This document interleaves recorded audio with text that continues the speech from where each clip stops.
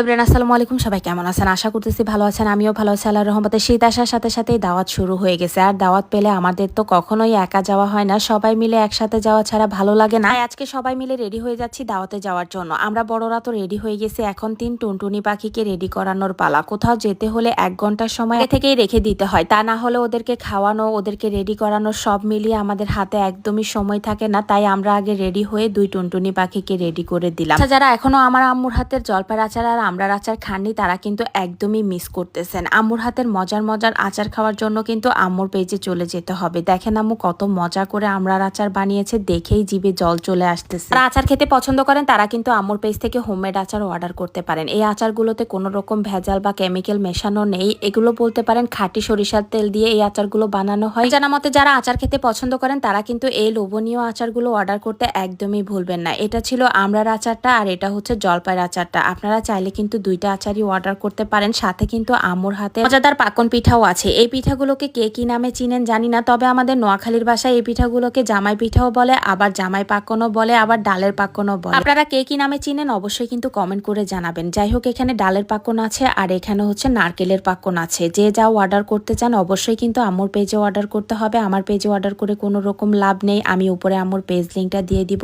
স্ক্রিনেও পেজটা দিয়ে দিলাম। তারপরে আমরা রেডি হয়ে গেলাম দাওয়াতে যাওয়ার জন্য। এদিকে সুনাইরা মনির সাইজে কোনো জুতাই পাচ্ছি না। এখনো পর্যন্ত আমি সুনাইরা মনির জন্য কোনো জুতাই কিনি নাই, কারণ আরিশা মনির এত জুতা যে এগুলো কবে শেষ করবো আমি একদমই বুঝতেছি না। মেয়ে বাবুগুলো অনেক তাড়াতাড়ি বড় হয়ে যায়, এটা আমি কিভাবে বুঝলাম জানেন? আরিশা মনির বেলায় আরিশা মনির জন্য আমি এত জুতা কিনছি, তাকে আমি 1 মাসের বেশি পরাতেই পারি নাই। 2 দিন পরে জুতাগুলো ছোট হয়ে যেত। ভাবলাম এখন সুনাইরা মনির জন্য কোনো জুতাই কিনবো না। আরিশা মনির প্রায় 20 জোড়া 25 জোড়ার মতো জুতা আছে, ওগুলা পরিয়ে আগে শেষ করি, তারপরে হচ্ছে জুতা কিনবো। এদিকে আমার ভাইজিকে রেডি করে নিল। সবাই মিলে রেডি হয়ে আমরা গাড়িতে উঠে গেলাম, রওনা দিয়ে দিলাম হচ্ছে ফুপির বাসার উদ্দেশ্যে। আরিশা মনিকে দেখেন আজকে তাকে তার নানুমণি রেডি করে দিছে। তার রেডি হওয়া দেখে আমার ছোটবেলার কথা মনে পড়ে গেছে। আম্মু ঠিক এভাবেই আমাকে সাজিয়ে দিত। এই তো এখন হচ্ছে আমরা সবাই মিলেই যাচ্ছি। সবাই একসাথে যাওয়ার একটা মজা কি জানেন? অনেক মজা করতে করতে যাওয়া যায়। লং একটা জার্নিতে যখন সবাই একসাথে থাকি, গল্প করতে করতেই কিভাবে যে শেষ হয়ে যায় টেরই পাওয়া যায় না। দেখেন কথায় কথায় আমরা চলেও আসছি ফুপির বাসায়। আমরা অনেক তাড়াতাড়ি আসার কথা ছিল, কিন্তু ওই যে বাচ্চা কাচ্চার কারণে আমাদের ঘুম থেকে উঠতে উঠতেই প্রায় 11টার মতো বেজে গেছে। রেডি হয়ে বের হতে হতেই প্রায় 2টার মতো বেজে গেছে। যাই হোক, ফাইনালি আমরা এসে পৌঁছালাম। এদিকে সুনাইরা মনি ঘুমিয়ে গেছিল, আরিশা ঘুমিয়ে গেছিল। ঘুম থেকে উঠানোর পর ওরা কান্নাকাটি শুরু করে দিছে। কি যে একটা অবস্থা আমাদের 3 বাচ্চাকে নিয়ে। এখন আমাদের সময় যে কিভাবে যাচ্ছে কি আর বোঝাবো আপনাদেরকে। যাই হোক, এই তো আমরা হচ্ছে এখন চলে যাচ্ছি। আমাদেরকে নামিয়ে দিয়ে আব্বু আর শাওন চলে গেছে ফল কেনার জন্য। যেহেতু দাওয়াতে এসেছি, কিছু তো হাতে করে নিয়ে যাওয়াই লাগবে। ওদেরকে ফল কিনতে পাঠিয়ে দিয়ে আমরা উপরে চলে আসলাম। এসেই দেখি যে ফুপি এত সুন্দর করে টেবিলটা গুছিয়ে রাখছে। খাবার দেখে আমি তো আর লোভ সামলাতে পারিনি। আজকে ফুপির দাওয়াতটা দেখে আমার এত ভালো লেগেছে জানেন, শুধুমাত্র এত ভর্তা দেখে। ভর্তা দেখলে আমি আর লোভ সামলাতে পারি না। ভর্তা দেখলে আমার ভাত খেতে ইচ্ছা করে। আমার কাছে কেন জানি মনে হয় দাওয়াতে মাছ মাংস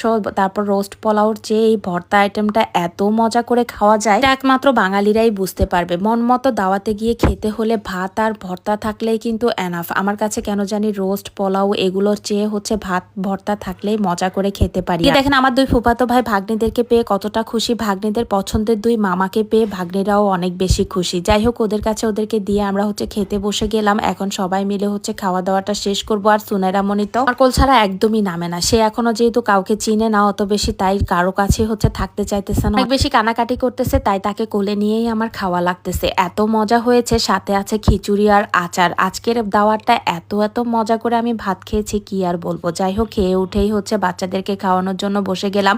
আমাদের 2 ননদ ভাবির অবস্থা এখন খুবই খারাপ। বাচ্চাকে নিয়ে আমাদের সময় এত ব্যস্ততার মধ্যে কাটে, সেটা তো টুকিটাকি আপনাদের সাথে শেয়ার করি, অবশ্যই অনেকে বুঝতে পারবেন। এদিকে আরিশা মনিকে খাইয়ে দিচ্ছি একটু। আরিশা মনিকে খাবার 1 লোকমা দিয়ে একটু পানি দিতে হয়, তা না হলে সে গিলতে পারে না। আপুরা বাচ্চাদেরকে নিয়ে এই সমস্যায় ভোগেন একটু জানান তো। আমি তো আমার বাচ্চাকে নিয়ে এই সমস্যায় ভুগতেছি, কি যে করব তাকে নিয়ে। সে একদমই হচ্ছে চিবিয়ে খেতে চায় না, তাকে ভাত দিলে হচ্ছে পানি দিয়ে গিলানো লাগে। হোক, বাচ্চাদেরকে খাইয়ে দিয়ে আমরা অনেকক্ষণ সময় গল্প টল্প করলাম। তারপর হচ্ছে ফুপি দেখি চা বানিয়ে নিয়েছে। এখন আমরা চাটা খেয়ে বের হয়ে যাব। আর ফুপি চায়ের কালারটা দেখেন কতটা সুন্দর হয়েছে। তো সবাই মিলে চাটা খেয়ে এখন বের হয়ে যাব। আর আজকের মতো বিদায় নিব। দেখা হবে নেক্সট ব্লগে। আল্লাহ হাফেজ।